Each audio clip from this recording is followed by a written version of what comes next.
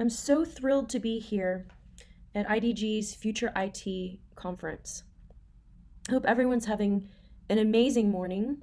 Thank you to Erwin Lazar, who just spoke about team collaboration and the future of work.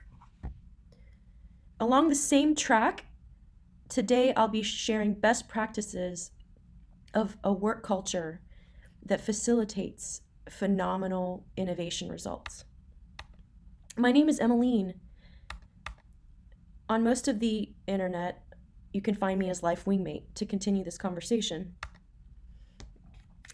If it's hard for you to pronounce or remember my name, feel free to call me M, such as 007's boss in the James Bond series. Fun fact, James Bond, portrayed by Pierce Brosnan, is actually one of my favorite versions, even though Daniel Craig is said to be closer to the book version.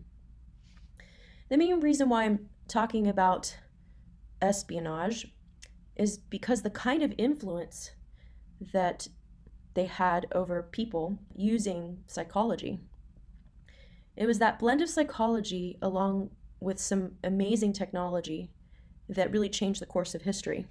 So here's a picture of the International Spy Museum in Washington, D.C., and some of the artifacts that they've collected from around the world. And why is that important for a culture of innovation? So you'd think that affecting the way people view the culture is the most important thing. But recent IT and DevOps research from over 23,000 people interviewed shows that changing culture is all about changing how people behave and what they do. So I'll dive deeper into that. I spent about 20 years working in both semiconductor design and software product teams. So I'd like to share some of those stories. The story you're about to see is true. The names have been changed to protect the innocent. So I thought it would be kind of fun to show that local image where footage of that Dragnet show was in LA. So the stories I'll be telling are about clients and customers I worked with before I joined Axway. And more on Axway later.